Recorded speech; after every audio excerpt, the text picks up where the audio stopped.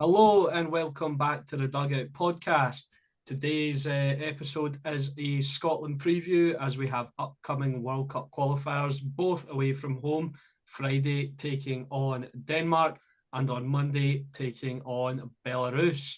We're just going to be going over the squad, what we think will happen, how we think we should line up, how we probably will line up, and then having a look at the Denmark squad and the Belarus squad. But full disclosure, we don't really know much about the Belarusians except from a couple of players that played for Kairat Almaty when they put Celtic out of the Champions League. Today, I am joined by my co-host Ethan Barlow. And Ethan, for both of us, I feel like the international breaks come at a good time. Yeah, exactly that. And it's been quite a while since international break. It feels June was the last one. And I think the footballing world moves slower when there's pre-season, whatever. And well, the next one's next month. So the international breaks during the season are a lot more regular. So it was good to not have an international break, but I think it comes at a good time for a lot of people concerned with Scottish football. And yeah, two massive games for Scotland. One a very winnable one less so. But with their recent form, you never know what Scotland are going to do. How's yourself, Alex? I'm good, mate. I'm good. It's felt like a long summer, hasn't it?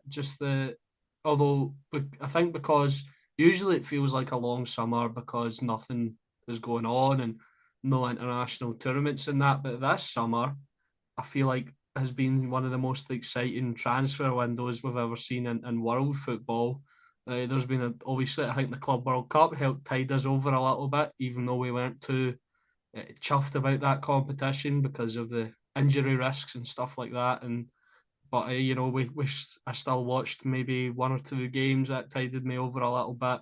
And then pre-season didn't feel very long, and then Rangers were into qualifiers, and then the SPFL season crept up. Obviously, the League Cup was happening as well, so it has felt like a long summer, but like only because I feel like so much has been packed into it. Yeah, exactly that. And yeah, it's good to have Scotland back if they're doing well. I remember that period where it seemed like Scotland could beat anyone off the back of their win against Spain at Hampden, but now we're in a bit of a doom and gloom state. But it's a fresh campaign, and Steve Clarke and the players have got a chance to write their own history, and hopefully they do so. But I'm not too optimistic, as we'll get on to. Yeah, yeah. Just before I'll read the squad in a minute, but see before that, talking about the summer, how mad has it been? Liverpool broke the British transfer record twice, in their own window, bringing in Florian Wirtz and him bringing in Alexander Isak. That's mental, isn't it? When you see that kind of money being thrown around, the price of those two players is worth more than Celtic's squad and Rangers squad maybe combined even. Yeah, I think if you put both of the fees together, they would be more than Celtic and Rangers squads. I think Celtic and Rangers squads valued around 100 to 150 million euros. So yeah, about the same as one of the players. So yeah, crazy money being spent in the transfer window. And Scotland as well. Rangers obviously making a big signing recently. Yusuf Chermiti, Celtic less so, but yeah, obviously you don't get transfers in international, which doesn't maybe help Scotland. Yeah, But no, we've still got a really good squad there, and I think we've underperformed in World Cup qualifying for a while now. So hopefully we can put that behind us yeah. and do something big for the nation and Maybe get to that World Cup in the sorry, maybe we States. should just quickly address Hibs and Celtic made some signings after announced some signings after the deadline. And Aberdeen as well. Aberdeen as well, yeah. Who did they bring in? Stuart Armstrong, Did the they? agent. I did Yeah, not see that. When did yeah, they do Stuart that? Armstrong. Did they Yesterday I think they announced it. So yeah, yesterday? I missed that. I didn't put that in the TikTok. Oh, fuming. But yeah, so Aberdeen bring in Stuart Armstrong. I think that's another signing of intent from Aberdeen. Um, Hibs bringing in Dan Barlaser, a decent sort of defensive midfielder. hopefully a bit of competition for Miguel Chaiwa. Yeah, Miguel Chaves looked brilliant so far since they picked him up from Young Boys, and the midfield looks a really stacked area for Hibs at the moment, as does most of their squad. We talk about Hibs and Hearts having really good squads to really compete with Celtic and Rangers, we feel, this season. Obviously, I think we both still expect Celtic and Rangers to take the top two spots of that podium, but you never know, and I think we're always open to another team disrupting the Yeah. trend which has went on for way too long. You feel now, and hopefully they can break that. But I don't see it happening. But if Tony Bloom is makes his promises up, then we'll see something big in the next decade. And Celtic brought in Kelechi Iheanacho after they failed to bring in Kasper Dolberg, David Detro Fofana, who I think he chose Charlton Athletic, but I haven't seen that being announced yet either. Nah, he failed his medical. The move fell through or something like that.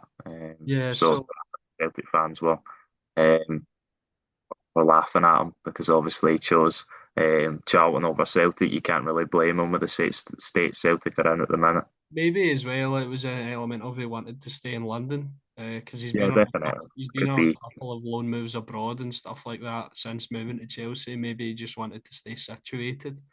Yeah, Uh, yeah. possibly.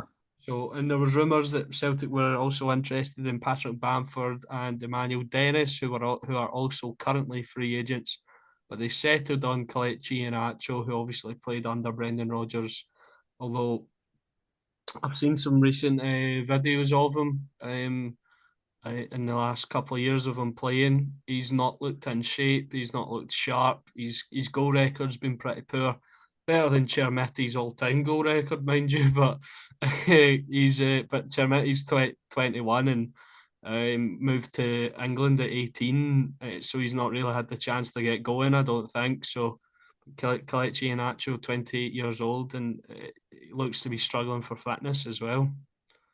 Yeah, I don't think it's a signing that Celtic fans even wanted by the end of it. I think it's one that the club have made. Brendan Rodgers, obviously, as he knows, Iheanacho, he feels he can get the best out of him again, as he possibly did at Leicester City. Maybe his best time was at Man City, possibly one of those two spells. Anyway, since then, it's not been really any highlights in his career, but yeah, just a panic signing by Celtic, which sums up the whole window really. And you don't know how much of a an impact he'll have on the season with Shin Yamada and Johnny Kenny there, who have showed little bits of potential, but haven't really stepped into that mantle of the starting number nine as of yet.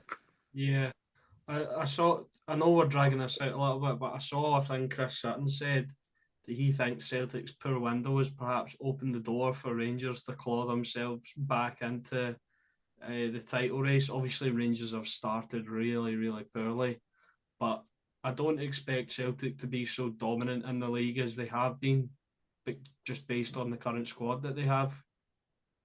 Yeah, I think you could say definitely in attacking areas it's the worst squad Celtic have had for possibly since I can remember, really. The options just aren't very appealing. And obviously, we've not really seen Mikael Ange-We've seen him at Ibrox in his hour cameo where he didn't really do much, but neither did any of the other Celtic players.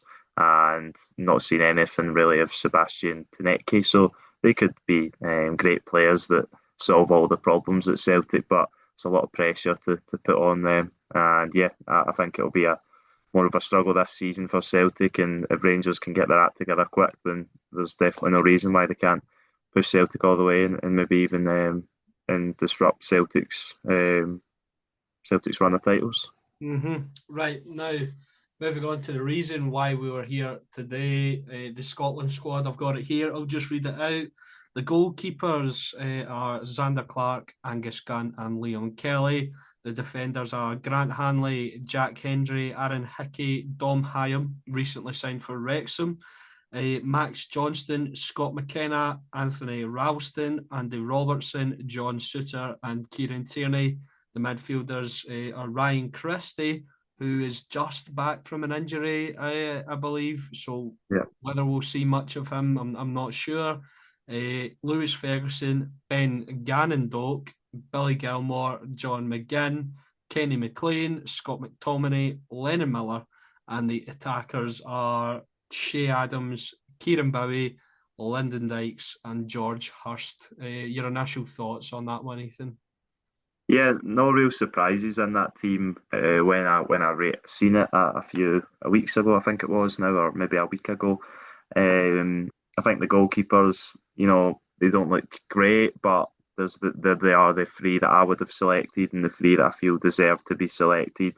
In defence, there's a few slightly interesting ones. Obviously, Aaron Hickey back in the fold, back playing football for Brentford. Really nice to see that he's got over those.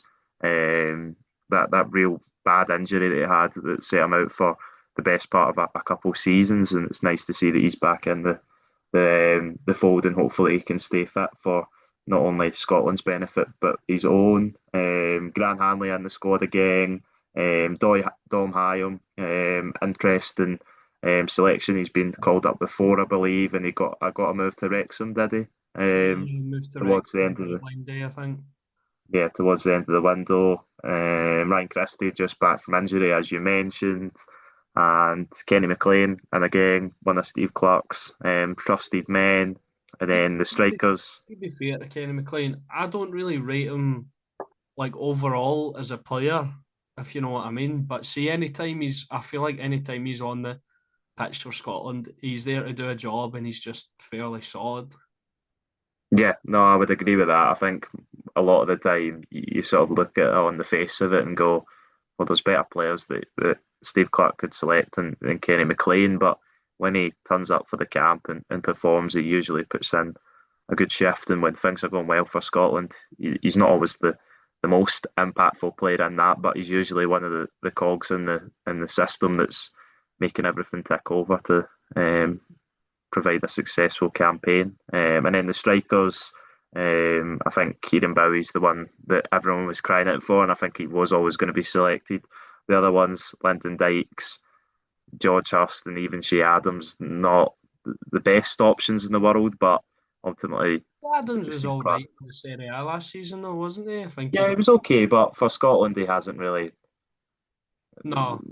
no. hasn't really tore it up. A few goals against some minnow nations, Well, but big goal against. I'm pretty sure he scored against Denmark. Did he he not? did. No, he did. As That was his John big goal. Souttar.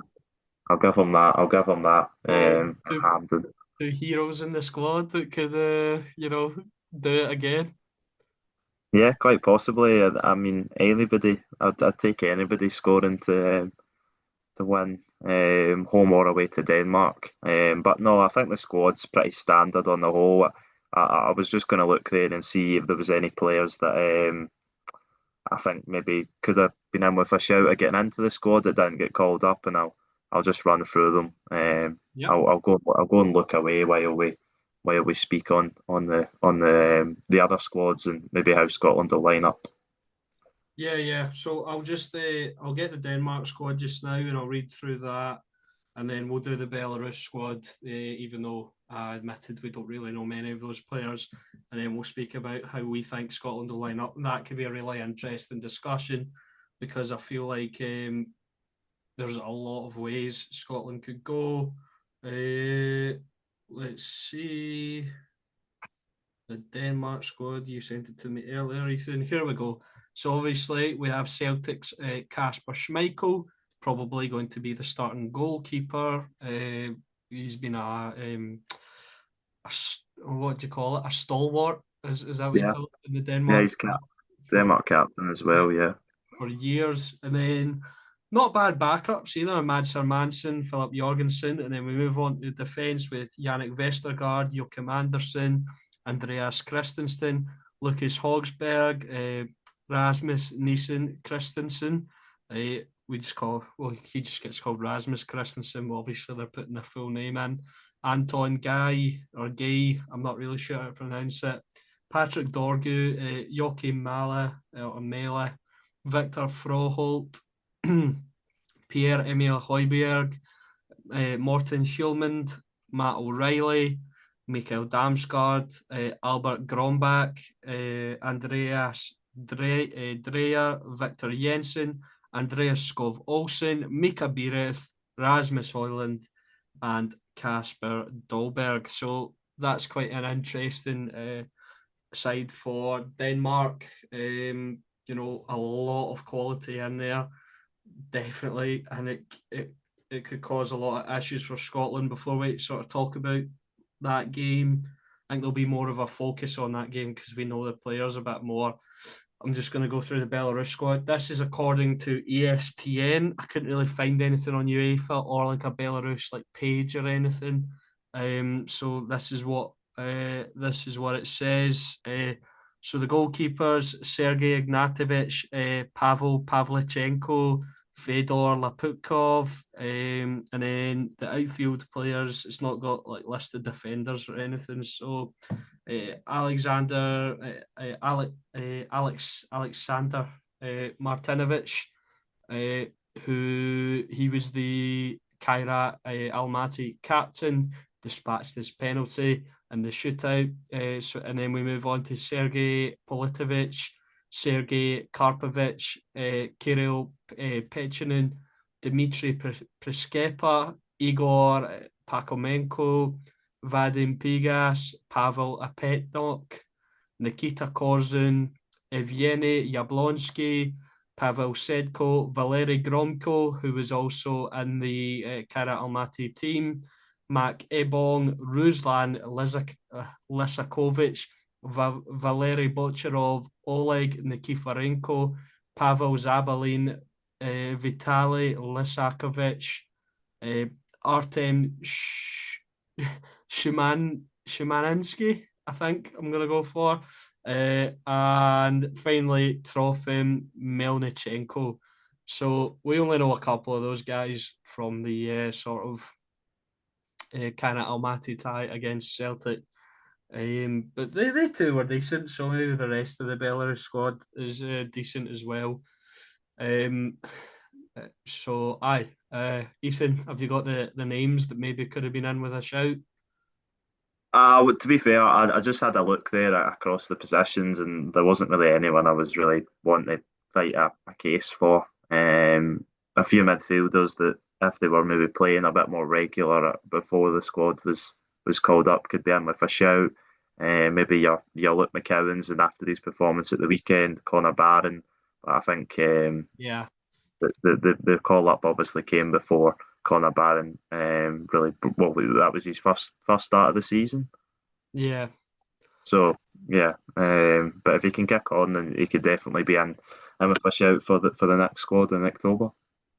yeah, definitely. I think we answered Ryan's question whether Connor Barron was Rangers quality. I think he proved he was. So yeah, Luke McCowan, Connor Barron. Um, maybe obviously the midfield's so stacked. Maybe Lyle Cameron in the future could be in with a shout. But yeah, the midfield is the most sort of stacked area of the Scotland squad. And I think it's the first time in a while, though, that we've had a squad and thought, I wouldn't really put anyone else in. I'm of the same opinion as you, Ethan. Yeah, that has been the case, and there always seems to be, oh, why is he in? Why is he selected him? But I don't think anyone was really that bothered this time. Obviously, there'll be biased fans of clubs that think that the player should be in the team they support, but on the Yeah, most, I think he's got most of the selections right, and hopefully, justice for Simon Murray. yeah, and on the whole, I think he's got most of the selections right. I think another few players that were maybe in with a shout.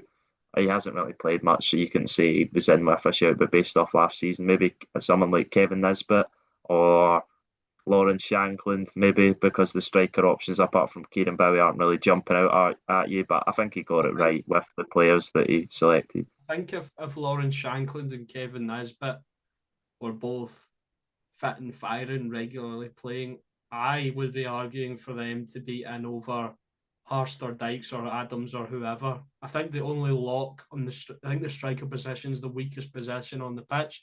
The only lock for me is Kieran Bowie, who's looked exceptional this season so far. Obviously, he scored a Puskas worthy goal, and then Martin Boyle nearly topped it the following week when he hit the bar from 30 yards out on the volley. But aye,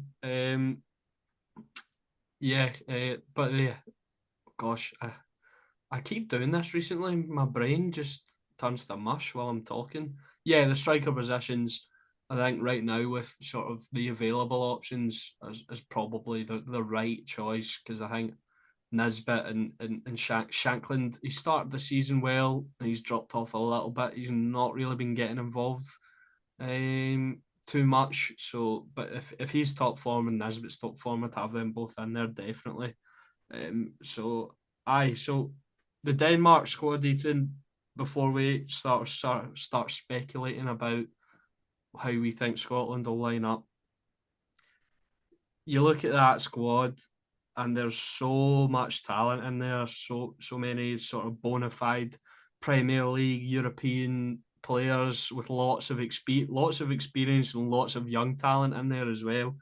What are kind of names that stick out to you as sort of the main danger men? Obviously, Gasper Schmeichel, the captain, he's been the sort of mainstay, as you said, so the goalkeeper.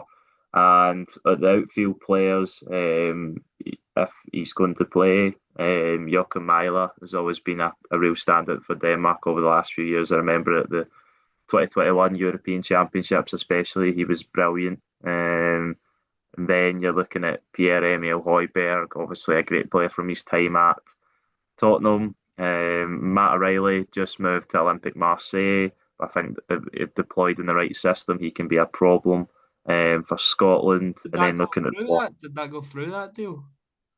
I think it did, yeah. I thought it fell through. Um, Pretty sure it went through. Let me double check. Um, Um, Sorry to interrupt your flow. no, no, not at all. Need to get the facts right. Um, I thought I read somewhere. yeah, Marseille in a season-long loan. Where am I getting my information from? But yeah, yeah, Matt O'Reilly. Obviously, you said former Celtic.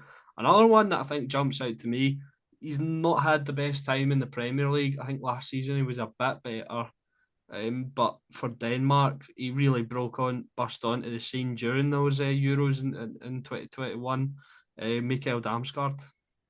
Yeah, exactly that, and got his big move to Brentford. I think he was better possibly last season than when he first signed for Brentford or towards the end of last season. He's become one of their real key players. So yeah, he's definitely one. Mika Biereth, obviously former Motherwell striker, who's Yeah, now at a lot of guys AS that have Monaco. passed through Scotland in this squad. Yeah, Casper Dolberg, possibly. Well, Celtic fans will feel that he should have passed through Scotland. Obviously, didn't. Rasmus Højlund, former Man United striker, now of Napoli. So, there's quality across that squad, and it's going to be very difficult for Scotland to go over there and get a result. I was just looking at Denmark, the recent matches there. They've lost just 4 of the last 18, and they came against Spain, Portugal, and Germany. So they don't tend to really drop the ball. Against teams that they should be beating, and they'll see Scotland at home as a team they should be beating. They've got a Um, really, really solid defence as well. I'm just looking at it. Yannick Vestergaard, obviously, he's sort of bounced around sort of lower half Premier League clubs his whole career. But I don't know what it is, but I feel like for a lot of these players, whenever it comes to Denmark, they're just really, really solid. Obviously, they've got Joachim Andersen, who's been a mainstay in the Fulham side and was at Crystal Palace previous as well. He's I always think he looks good when he plays in the Premier League. Andreas Christensen, is he still at Barcelona or is he gone? I think he could be. I think he is, but yeah, he is still at Barcelona. So He's yeah, played. He's played. He started the game on Sunday actually against Rayo Vallecano. So you've got a well, Barcelona central defender. they drew that game, didn't they, or got beat Yeah, or something? So yeah, Rayo Vallecano. I'm doing a career mode on them right now. Come on, but yeah, Andreas Christensen, obviously Chelsea, Barcelona. Rasmus Christensen, he's been pretty solid, for his time and his career as well. Patrick Dorgu, who's sort of emerging this season at Manchester United. He's looked decent in moments. So a really solid attack, a really solid midfield, a really solid defence. What more could you ask for from an international team? Yeah, exactly that, and they always seem to do well at the tournaments for the most part. And I'm just looking; they seem to play a sort of 4-2-3-1 by the looks of it, with those two central defensive midfielders are Højbjerg and Hjulmand, which is a pretty solid midfield as well. So yeah, it's going to be really difficult for Scotland. And I think if we're getting on to how we think Scotland might line up for both games, although the lineup possibly could be different based on how we play and how Steve Clarke sees the opponents. Do you think it'll be a back four or a back three stroke five? I'm not sure. I'm honestly not sure because see, just looking at see, just like while I was reading out the squad, I was thinking up starting 11s in my mind of those systems, and either way, I think you're leaving out key players who don't fit into the certain kind of the styles. I mean, if you go with a four, uh, you could lose like you could lose maybe I don't know Ryan Christie. He can't play off the left as well, but or maybe he would be the only option on the left. You could John McGinn plays out wide quite yeah, regular for Aston Villa, so he could maybe do a job out there. And yeah. then Ben Doak, if he's fit and firing, which I think he has been playing for Bournemouth, not starting, but I coming off the bench in the Premier League. I think if you play a four, you lose Kieran Tierney. Yeah, Uh, you know, or because here's an interesting thought actually, because of Kieran Tierney's sort of fitness concerns, could you see a formation switch in game? yeah, quite possibly, depending on how the game's going. You might see it as a back five, and then later on in the game, if if Scotland are maybe only one goal behind or they're level, and we feel we can maybe go and nick a winner, then he maybe switches Tierney out for another midfielder or attacker, and really goes for it. It doesn't really seem Steve Clarke to make a sub like that, but you never know. He could do. Yeah. So I think we'll just should we give our sort of predicted lineup? Well, I was going to say we'll take a short break and come back with predicted lineups and our match predictions over the two legs. So now we will give our predicted lineups for the Scotland team going into Friday night's match. Ethan, do you want to take it away first? Okay. In goals, I think I'll go back to Angus Gunn. He was out for a few squads with injuries, but I think he'll come back in. Four, I'm gonna go for Andy Robertson, John Suter. Mm, who will be alongside John Suter in that back four? Scott McKenna. Just thinking that, yeah. Right back will be Aaron Hickey. Then it will be like an attacking five, sort of in midfield and wingers. Will be let me look here. John McGinn, Scott McTominay, Billy Gilmore, Ben Doak, and Ryan Christie. And then up top will be Kieran Bowie. Okay. That's my team. I like the sound of that. I do. Um, that's decent to be fair. I don't really have an argument with you on that one. I I'm gonna go with a five. I think Right. my goalkeeper is gonna be Angus Gunn, same as you. I'm gonna go with Robertson, McKenna, Suter, Hendry. Right back, I'm gonna go Aaron Hickey, and then I think I'm gonna go with a midfield three of Billy Gilmore, John McGinn, and Ryan Christie. And then up top, I'm gonna go with Kieran Bowie and then McTominay playing in that sort of cam to centre forward kind of role. Yeah, it's a good team. A good team. That is a good team. Um, Okay, so we've gave Steve Clark the best possible lineups for both the back four lineup, back five lineup. Well, yes, I'm trying to think what players you had in that I didn't. well, You obviously had it. I didn't have Ben Dokan. You didn't have Ryan Christie in either, did you? I did. Oh, you did have Christie. I had Christie, Gilmore, and Again. McGinn in the midfield. All right, so just Ben Doak out for one of your central defenders then, which was Jack Henry. Yeah. So fair enough. That could very well be um, interesting. What? Because we don't know. He's used the back four. He's used the back five. One problem I can see with my lineup is there's not a lot of pace in it. So I think maybe the a change that I would make is I'd drop McTominay down and take out Christie and put Doak playing off of Kieran Bowie. Mm, I don't know. I just feel like you can't take out Gilmore, McGinn, or McTominay um, in any scenario. So yeah, yeah, I think that would be the only change I would maybe make. But I think Christie, you might not see him start though because he's coming back from the injury, but he was one of Bournemouth's, if not their best player last season, definitely up there with the guys who were sold for 70 million and stuff like that. He was up there with their best players. I think he was joint with Antoine Semenyo in terms of their best attacking options. So I'd go with him in there right now. But yeah, that's the only change I could see being kind of made.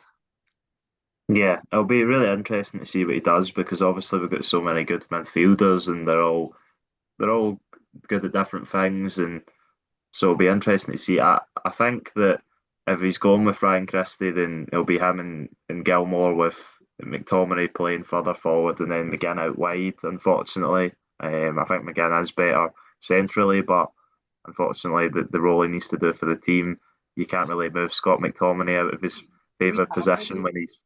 Do we have any wide players other than Ben Doak that you think It could. I don't think so. Not really.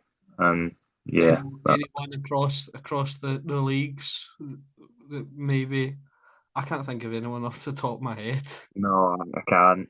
It's something that we lack is pace and sort of players on the wing that can beat a man, and Ben Doak is that guy. But Maybe one for unfortunately, the we've not. future, Finlay Curtis. Possibly, yeah, quite possibly. Hopefully, Although I think it was concerning that he didn't leave Rangers on a loan because I don't know if he's going to get too many minutes with the players that have come in now and the options Rangers have got. But if he continues to perform the way he has done, then hopefully he'll still be in Russell Martin's thoughts and he can further his development in Glasgow. But yeah, I think I think we're both around the same idea as most people will probably be. You could argue for maybe Lewis Ferguson. I think he's not started a few of Bologna's games to start the season. I think he's coming back from an injury. Um, Again. yeah, Oh, Lennon Miller. He hasn't started. I don't think any of Udinese's opening two games. Obviously, it'll be difficult for him to find his feet in Italy. But I think when he does break into that 11, hopefully he'll be a mainstay in there like Lewis Ferguson and can grow a reputation further in yeah. Italy. I But like Lewis Ferguson, and a lot of it is sort of to do with like the sort of Derek always going on open goal, uh, and saying and talking about him, and it was a really nice moment when he won the Coppa Italia, and everyone was up cheering, and he was just like crying. He said, and then I think he said that was his best moment in football, seeing his son lift the Coppa Italia, which was quite nice. Obviously, Derek Ferguson, a successful player in his own right. Um, Yeah. yeah, that's a nice moment. So I think I've got a little soft spot for Lewis Ferguson, sort of because of that kind of public kind of father son relationship, and he's done really well, and it's always good to see Scots do well, and hopefully Lennon Miller can kick on. Hopefully Ben Doak can make that right winger spot his own at Bournemouth. Obviously he'll need to compete with Antoine Semenyo, which is quite a hard. I think Semenyo's been playing on the left, but David Brooks has been starting well. It's nice to see, obviously, with the difficult Yeah, thing he obviously went through, coming that back he's back. from cancer, didn't he? Yeah, yeah, and he's back playing football and looking really good. So, but I yeah, don't know. hopefully, I don't know if we'll get flagged for using that word on YouTube, but possibly. But no, hopefully that Ben Doak can break into that starting 11 and really show his talent, which I think us as Scotland fans all know he has. yeah, definitely, definitely. So I weirdly I'm feeling optimistic going into these games. I don't know why. I don't know. Maybe it's because I'm just looking for something to latch onto because the domestic side of things hasn't been great for me personally. But I'm feeling weirdly optimistic. We'll start with away to Denmark. Um, we've been through their squad and obviously the talents that they have. I think if Scotland can keep it tight, you know, don't let them get an early goal and sort of just scrap their way. I'm gonna go with maybe I'll say a one each draw away to Denmark. A good Yeah, point. that's sorry. That's what I was just going to say. That's what I'm going for, and I would bite your hand off for that to start the campaign. I think that would be a really decent result to go over there. To where's the game being played? Copenhagen. It's being played in the Parken, which is a really nice stadium. So hopefully, we get a really good result there.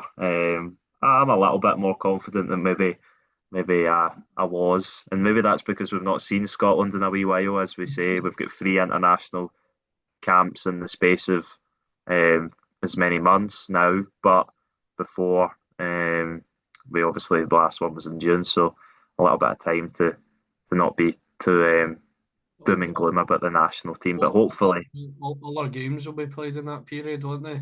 All our qualifiers. yeah, yeah, all six. I think we were speaking about it before we started recording. It's a bit strange that they've got two away games in the same camp and then two home games in the same camp. Obviously, it doesn't really make a difference, but yeah, but two massive games at the end in November, away to Greece and at home to Denmark. You feel they could be the crunch matches, the make or break games to decide as long as Scotland do the job against Belarus, which they should. In prediction for that game. Uh, oof. That's this is weirdly the one that I'm a bit more nervous about, just because it's so Scotland to play a team like Belarus and not get the result. But I'm going to go positive. I'm going to go as it should be. I'm going to go 3-0 to Scotland. I'm gonna go with I'm gonna go with 2-0 to Scotland. Not as confident, but they should get the job done. It says here the game's being played in Zalaegerszeg, Hungary, in the ZTE Arena. So not as sort of long a travel as it easily could have been, Yeah. Well, I for think obvious reasons. So yeah, because of the war yeah, situation and yeah. that is unfolding in that part of the world right now. Um, so yeah, those are our predictions. That was us rambling on about the Scotland squad. And yeah, I've got a little thing that I want to do, like maybe I don't know your prediction for the standout kind of player over the course of the two games. Oh, that's an interesting one. Standout player. Hmm. Oh, that is a good question. I am going to go with I'm going to go with Kieran Bowie. Um, I think he's the obvious Right. candidate, and yeah, I hope he grabs his opportunity. We're saying this like he's going to start. I We know wouldn't be surprised if he doesn't start, but it will surely Steve Clark probably see starts him. Lyndon Dykes on on the team sheet. But And the best thing is that about Kieran Bowie and his performances so far this season for Hibs is that his best footballs came in the European games against the superior opposition, you would say, to the Scottish Premiership or League Cup opponents, where it's difficult. Hibs are on maybe the back foot for a lot of the game, and they're relying on him to pick up fouls, kind of hold on to the ball and stuff like that. And that's perfect for the scenario of Scotland going to Denmark. So yeah, I think he's a must start for Scotland. You mentioned about you can't drop Gilmore, McGinn, and McTominay, and I would completely agree. But I don't think there's any world where Steve Clarke can't put Kieran Bowie in that starting 11 for the game in Denmark on Friday night. I think he's probably my pick for standout player, maybe breakout player. Uh, Obviously, there is an obvious choice, the Ballon d'Or nominee, Scott McFratham.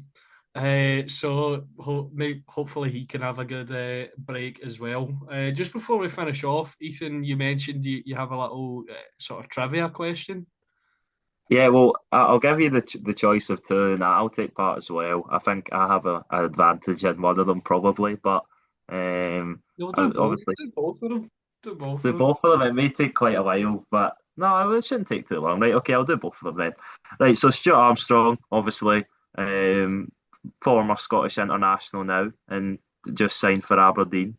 Scored one of his most famous goals against Aberdeen for Celtic in the 2016-17 Scottish Cup final as an equaliser. Celtic, of course, went on to win that game. I want you to name, and I'll do it as well, the starting 11 for both Celtic and Aberdeen. See how many players we can get through. Oh my God, 2016-17. Yeah, Right, so Celtic's goalkeeper in 2016-17. we'll go through the positions and then we'll both say something and then we'll check it at the end, right? So They've you got, can go first for this. You go first for goalkeeper. I'll go first for left back, whatever. okay, Craig Gordon, I think. Yeah, I agree. Craig Gordon. Okay, Left back, I'm going with Kieran Tierney. Kieran Tierney. For some reason, my head jumped to Izagiri. No, it wasn't. Kieran Tierney he got the elbow, and he had Oh, to really? run to Okay, the hospital and back. we'll go with Tierney then. Centre backs. Well, the first centre back. One of the Eastern European sounding guys. Simunovic. Yeah, I agree. I think Simunovic is there, and I think the other one I'm going to go for is Dedrick Boyata. Yeah, okay. Right back, Mikael Lustig. Yeah, Mikael Lustig. Yeah, I agree with that. And then in midfield, Scott Brown, I'm going to say is the first one. Yeah, Scott Brown. Oh God, Johansson. Oh, I think it might have been too late for Johansson. I don't think he was playing. I'm going with Cal McGregor. Okay, so Cal McGregor And then and the last midfielder, okay, Tom Rogic. he's no Stuart Armstrong. Oh yeah. Oh, oh Right, the whole front three, big life. Stuart front Armstrong. three. Stuart Armstrong. Yeah. You go with Stuart Armstrong, right? Front three, I'm going with. I'll go with left wing. I'll go with Scott Sinclair. I'd agree with that. Should I go right wing or striker first? It's up to you, mate. I'll go to right wing because I think would Paddy Roberts have still been there? Yeah, I think it was Paddy Roberts. I'm not 100% sure on that one, but I would have guessed Paddy Roberts as well. And Yeah, then up front, I'm not 100% sure because I think it could have been someone else, but I'm going to go with Mr. Dembele. yeah. I think I'll go with that as well. Now, Right, do you want to start or do you want me to start with Aberdeen goalkeeper? I think I've got the Aberdeen goalkeeper. All right, okay, you go then. Would it be Joe Lewis Yeah, I'm pretty sure it is. or Danny Ward? But I think it might be Joe Lewis. No, it's Joe Lewis. I'm 95% sure it's Joe Lewis. Right, centre. Well, we can go anywhere in the defence. One that I'm most sure about is Shea Logan, is it? Shane Logan, I think maybe. Shane Logan, yeah. Well, I think he was right back. I'm pretty sure. So Yeah, I think that's the extent of my knowledge. no, Oh, you Scott know McKenna. most of the players. Scott McKenna. Not McKenna. I wouldn't have went Scott McKenna. I'll go with my other player. I think it's I was going to go with Mark Reynolds, defender. Used to play for Dundee United as well. Don't even know who that is.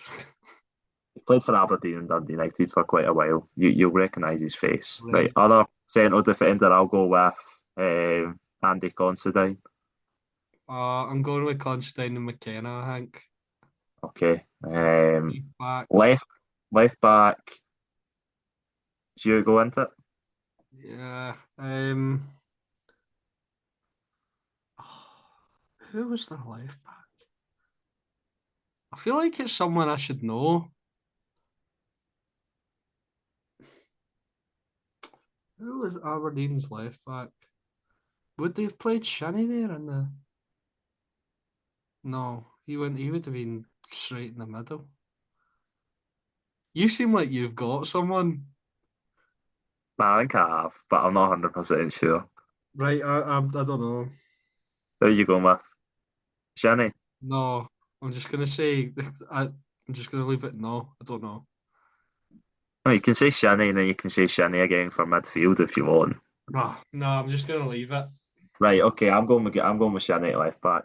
I think Graham Shinnie played at left back. I'm not Right. 100% sure. I know he definitely would have played, but I don't have another left back in mind. I have a few midfielders in mind. So, right, is it me go first? Right, first I'll go Ryan Jack. 2017. Yeah, Ryan Jack as well, yeah. And then Other, the other midfielders, I think they played a 4-3-3 as well. I'm not 100% sure, but I doubt they played two strikers. I might be wrong, but 4-3-3. Other midfielders. I'm probably forgetting some really like obvious like Scottish football guys. Like I'm really struggling with this. Like, you've got a little bit of an advantage because you probably watched the game. yeah, I know. That's what I was saying. Uh,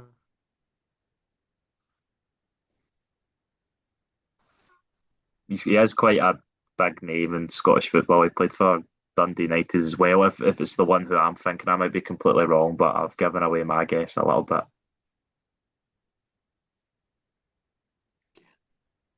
I don't know. I think he Dundee. might have played for Celtic actually as well. Who? Gary? Are you thinking of Gary Mackay Stephen? No, Yeah, I was gonna say played for Dundee United as well. Nah, I don't know, man. My brain's gone to mush here. I right, can't. I'm going to go with Willow Flood.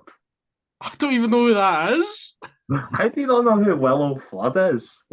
Uh, he's an icon of the Scottish game. Right, attacking midfield. I'm not 100% sure because I can't remember him playing the game, but I know he was at Aberdeen this season because he scored a belter with a free kick against Rangers. James Maddison.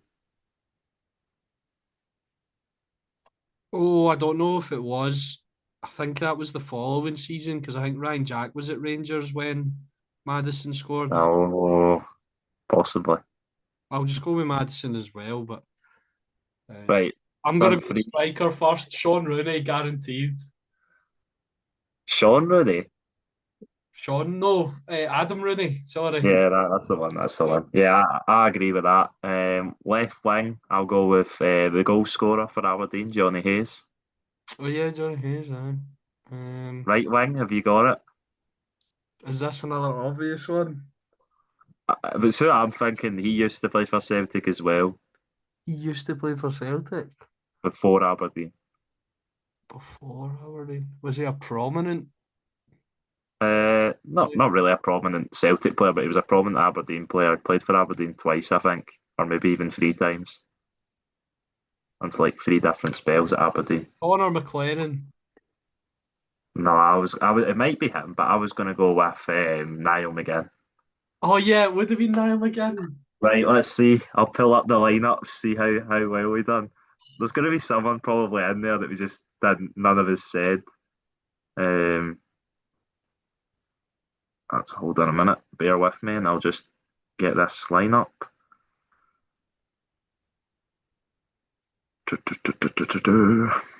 Right, let's see. What about this game? Lineups. Right, so we got the back five right for Celtic: Gordon, Tierney, Beata, Simunovic, and Lustig. Midfield three: McGregor, Brown, and Armstrong. We got that right. Front three, You did. we did get one of them wrong. It was Sinclair and Roberts, but it was Lee Griffiths that started that game. Oh, right, okay. I did think it might have been, but I went with Dembele. Right, okay, okay, right. We've not got as many Aberdeen players, right, right. So in goals was Joe Lewis. We got that. Morgan was at right back. We got that. Reynolds was in centre back. I got that. Considine was left back Oh, right. because at centre back was Ash Taylor, Oh, and okay. then the midfield three was Jack that we got. Graham Shinnie was in the midfield, I and said Kenny him for the midfield.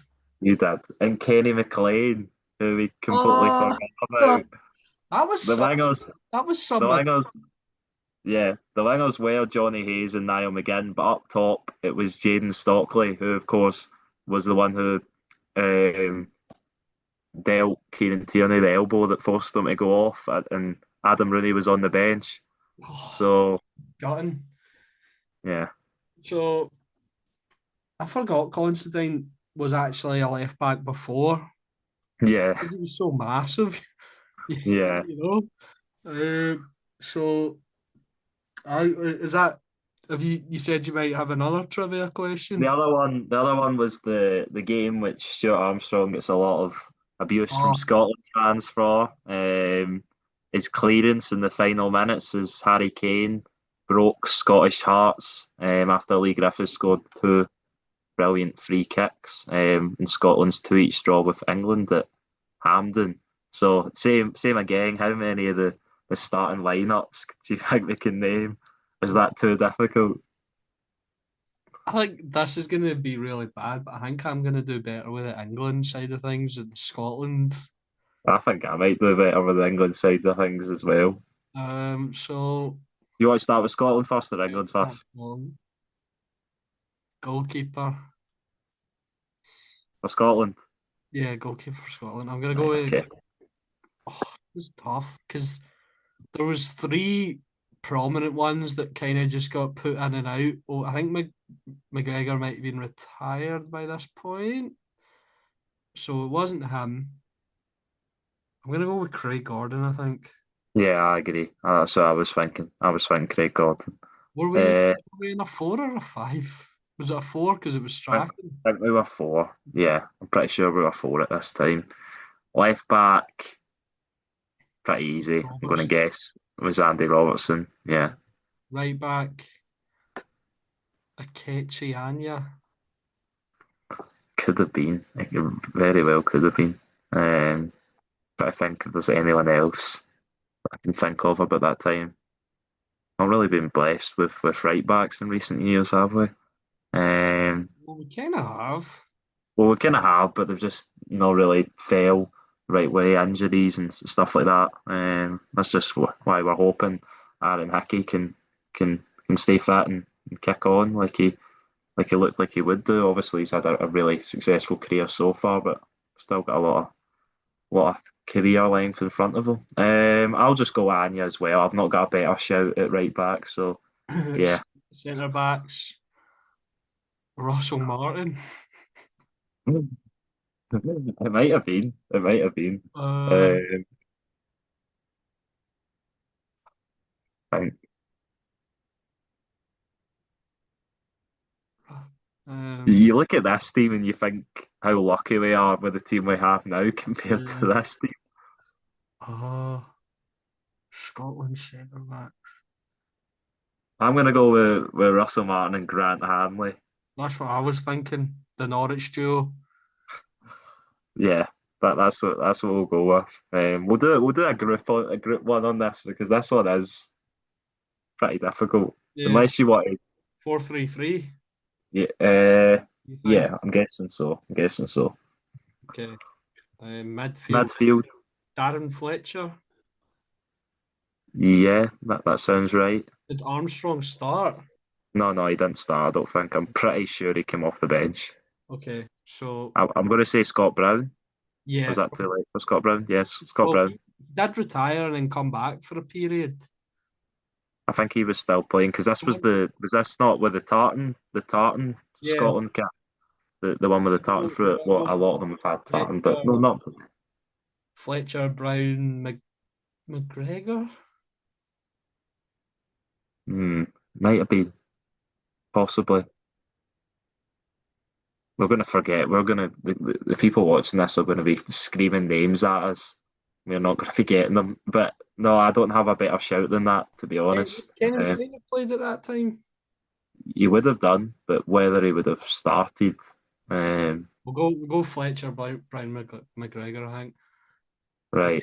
This is where it gets interesting because obviously Lee Griffiths scored both free kicks, Yeah, but Stephen Fletcher was a prominent player in the Scotland squad at that time, and I wonder if whether he started, whether he started the game or not.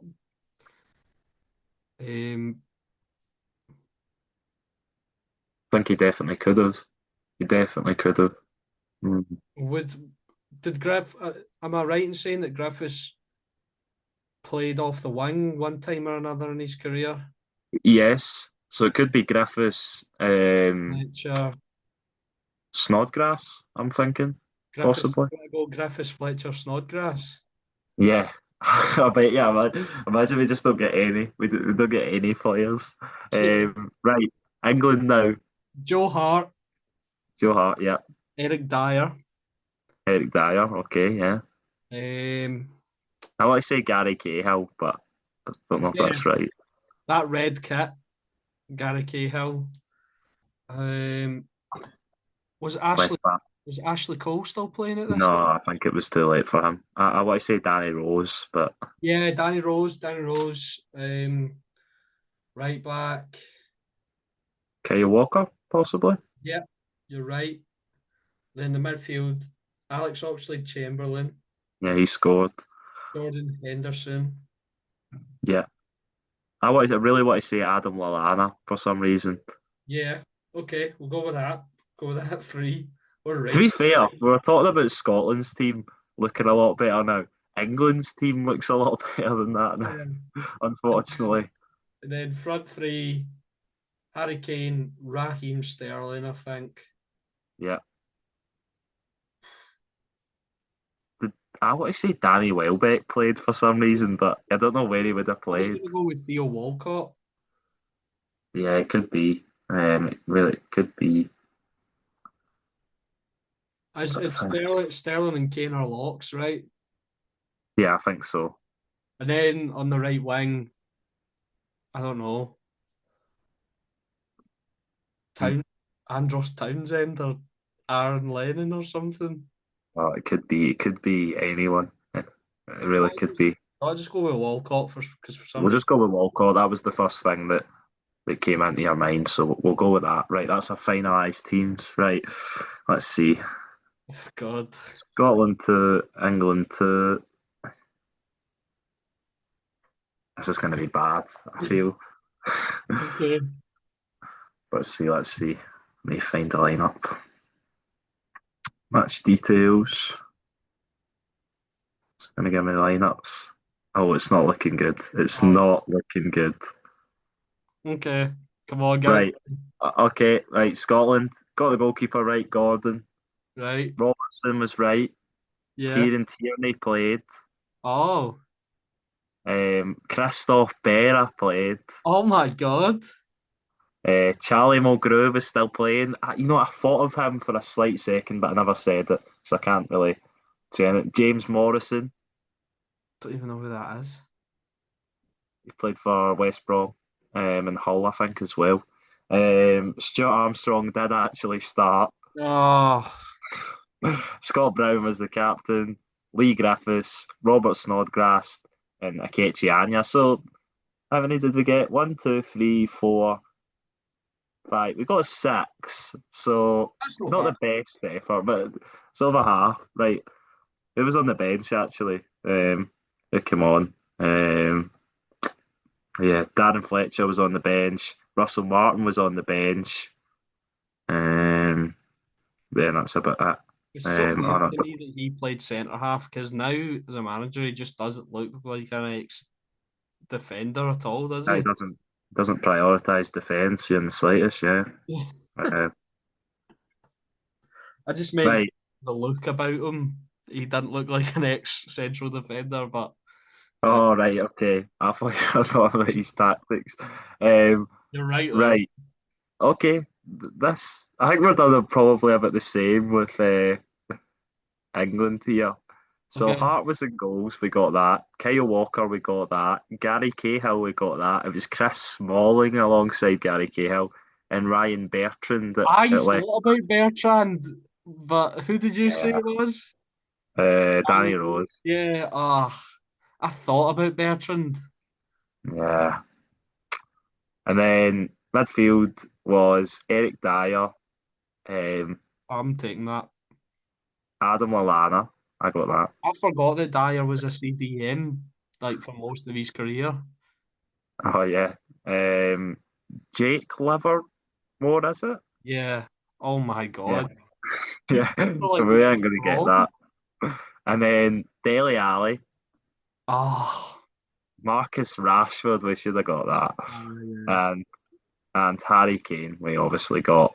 Oxley Chamberlain was a sub, so was Raheem Sterling. Oh. So yeah, um, So not too bad, not yeah, too bad. But that was a good bit of fun at the end of the episode. Um, I just want before we end, I just want to say a special thank you to our now producer and editor, Laurie Finlayson. Obviously, he's taken a step back, but he's been putting the work in behind the scenes. He's done a lot. So, special thank you to him. Thank you to you, Ethan, for joining me today to talk about Scotland. Thank you to everyone for watching and listening. Go check out the Twitter at the Dugout 2024. Go check out the TikTok at the Dugout. Make sure to like and subscribe, leave a comment, tell us what you think about Scotland's upcoming matches. Thank you and goodbye.